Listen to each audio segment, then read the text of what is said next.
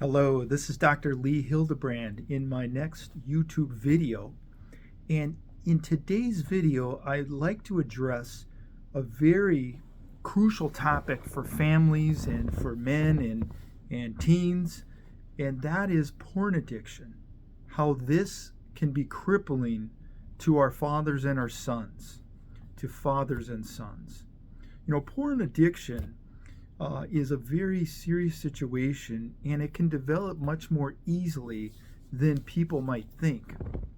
And so in my time today, I want to talk about these possibilities and talk about the brain chemistry of porn addiction, as well as to give some tips and advice to both prevent problems with porn addiction in terms of your sons and teenage sons or even pre-teenage sons.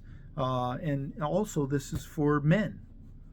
So the first question is, how do we really protect our families from one of the greatest epidemics in the 21st century? Statistics show that there is just a wide range of pornography out there. It was once relegated to the limitations of magazines and VHS tapes, and now it's become available at our fingertips on any device. In the past, an adolescent boy might accidentally be exposed to porn through his father's magazine, maybe seeing 8 to 10 pictures, and hopefully moving on from this to the park after the giggles and play a round of baseball with their neighborhood friends. There was such a limitation in terms of the amount of exposure that could be had. Now, I'm not minimizing that exposure, but in contrast to the present, today, in a matter of days or weeks, a young man can be exposed to literally thousands of nude pictures and videos, including any conceivable fetish, with the twitch of his finger on any device, and many times before any parent figure has any clue that this is happening. In fact, statistics indicate that 9 out of 10 boys are exposed to pornography online before the age of 18 years old. Now, this first exposure to pornography among boys is about 12 years old on average. So it's important as families to recognize in a wide array of families, regardless of situation, that this can happen to anybody with untethered or unfiltered access to the internet. And this is happening on a widespread basis. And in fact, if you look at adult men, statistics indicate that 60 to 70% of men view porn, and 45% of men view it at least weekly. Now, why is porn addictive? Why is it something that can be dangerous to the individual and the family? I want to talk about that, and part of that is seeking and viewing pornographic images activates a neurotransmitter in the brain. It's called dopamine, L-DOPA. And L-DOPA is the pleasure response. It brings about a heightened state of arousal. Now, over time, the reward center in our brains, as it's exposed to a lot of dopamine that comes from the viewing of the pornography, can be habituated to this dopamine infusion. And a person will continue to seek out the same high. Now, what can happen, it's similar to a deer, that if you go out into the forest and you'll see deer paths, the deer will go along these paths and it'll just get used over and over again. And when the next deer comes along, they're just going to follow along that path because it's well worn and it's very easy to get through. A parallel process happens in our brains along neural pathways as it relates to dopamine and the stimulant of pornography. So as that neural pathway gets well worn, the brain will continue to seek that out as a reward. And in that process, and further reinforcing, this reinforces potential addiction. And this self-stimulation that goes along with the pornography And the resulting ejaculation that can happen for males creates a secondary drug response in the brain that is like an opiate. So you get the dopamine response in terms of the stimulation and looking, and then you have the opiate response in terms of the ejaculation. Now, this combination of neurochemicals creates a polydrug in the brain, a polydrug response. And this response is incredibly powerful and addictive.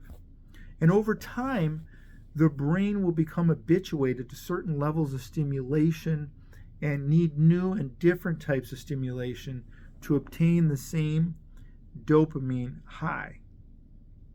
So this can lead the user to become more unique in seeking different things to obtain the same high, because the same levels of stimulation will not create the same high.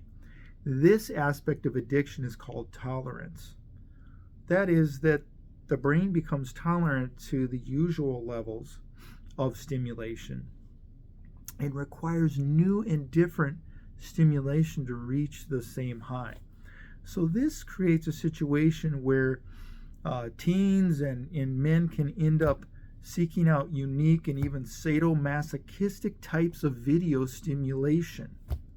Many adolescent porn addictions that I treat, some of them, there's some kind of picture or video fetish that's beyond the norm by the time they come and see me. And this relates to this increased need for stimulation. And they end up going down a rabbit hole, and they become addicted to that particular fetish, etc., because it gave a little bit more of a high that's greater than some of the customary porn that might be seen. Now, for fathers and sons, this pattern of brain stimulation can result in a loss of interest in everyday life experiences that would customarily bring us pleasure. Many things that you might find pleasure in life, in terms of eating something that you enjoy or taking a walk out in the sunshine, things that don't have quite that level of dopamine involved. What happens in the brain, if you're using that deer path over and over again with the pornography and the opiate with the ejaculation, the brain will become desensitized to other types of pleasure. It will become a numbed pleasure response, is what it's called. And in this situation, this progression eventually leads to depression. It can lead to difficulties with concentration and strong feelings of shame about the habit which has been developed and is often kept in secret. And sometimes both fathers and sons will assume that they're the only one that might have this problem, that if other people knew, that it would be a terrible, shameful, awful thing. The statistics bear out and show that, and this applies to women too, but just on lesser percentages, that, and I'm focused mainly on fathers and sons today in regard to this, that a lot of people have challenges and struggles with this. This is not unique. If someone's watching this and is struggling, this is not unique to you. And for fathers, the brain can become so habituated to this activity that it becomes difficult to respond to ordinary sexual activities with a real person, such as a spouse. Even very young men are finding that they will develop erectile dysfunction due to the porn use and the masturbation and ejaculation that goes with that. So a question here is, how do we protect our families and treat those that become ensnared by potential pornography addiction? There are three crucial steps that I would identify that could be helpful. The first is to educate your sons about the dangers of pornography. It's crucial to walk them through some of the brain science that I just talked about, so that they understand that you're not just trying to be old-fashioned in expressing some of your cautions about them going down this road. Have these important conversations with your sons, and obviously with daughters too, about the role of sexuality and its appropriate development and expression. Number 2, have your adolescents use computers in open and well-traveled areas in the home so that there's some accountability in regard to what their use to their use. Don't have a situation where your son has in their bedroom a TV, a computer, their cell phone always in there, in a completely unfiltered situation. That is a recipe for trouble in regard to your sons in this respect. And number 3 is to invest in filters on all the devices for your sons. You can do this at the router level in your home, or you can do it at the device level. And there are many different companies and applications that are used. Net Nanny, Covenant Eyes, there's many others. So just do some research and find one that you feel like would work well for you. Now the alternative, if we do not provide those kinds of filters for our teens overall, and then specifically I'm speaking about sons here today, then we are taking a tremendous risk. And in terms of the influence of their peers and just the way the internet works, they will find themselves into pornography and then start becoming bombarded by this, because the way we know how site engine optimization and the way the computer works, if you start to look at something, Google's going to tee up things that are very familiar or similar to that because they want to continue to have you clicking. So there are many options online which can help you provide with some straightforward ways to prevent pornography use and other inappropriate online activities in your home. In fact, I do 2 videos on screen time and how to protect your teens by setting boundaries with screen time. Feel free here on my YouTube channel to check those videos out because they definitely complement this video here today. Now, if parents knew the materials that were entering their sons' minds through the unfiltered internet, many would be mortified that aren't already aware of these things. This is a crucial thing not to assume, and that is, hey, this isn't going to happen to my kid. I mean, he's just a great kid, and he behaves well, and he's not getting into trouble, and those kinds of things.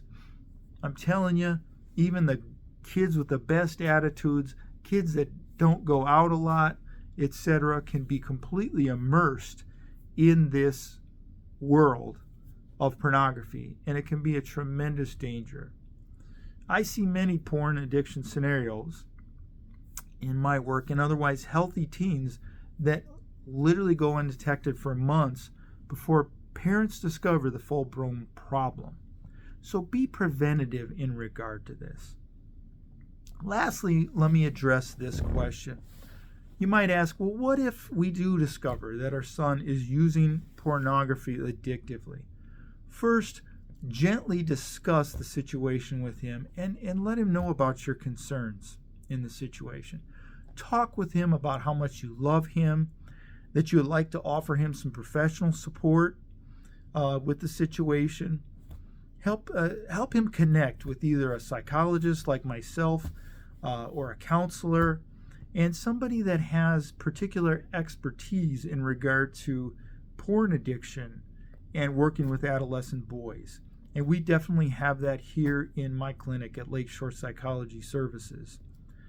Often in addition to working on discontinuing the porn use, the young man may need assistance in finding other ways to cope with the pressures of adolescence, academic pressures, social pressures. And for fathers and adult men who find themselves in the chains of pornography addiction, seeking help with a professional also can be extremely beneficial. And this mental health professional can help in terms of guiding the person in situations to experience recovery and healing from this scourge. And the first step for anybody in the family is asking the right questions and starting to acknowledge a problem. If we ignore these kinds of problems, They will not disappear or just go away on their own. They're problems that we need to address. So I hope that you found this video today. Please feel free to reach out to myself at lakeshorepsychologyservices.com. We have multiple professionals here that can be helpful in this area or answer any questions that you might have. You know, we're here to help, and we're also here to help just in terms of information. That's part of why I do the videos in my YouTube channel, is to offer useful information in the community, in the world out there, on these kinds of themes in regard to mental health, protecting ourselves, and creating situations in our lives where we can thrive.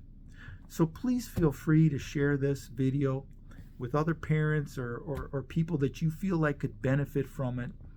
Don't hesitate to like this video today or subscribe to my channel for many more videos that can help with themes of life, mental health, and learning how to thrive. Thanks so much for tuning in, and I wish you the best.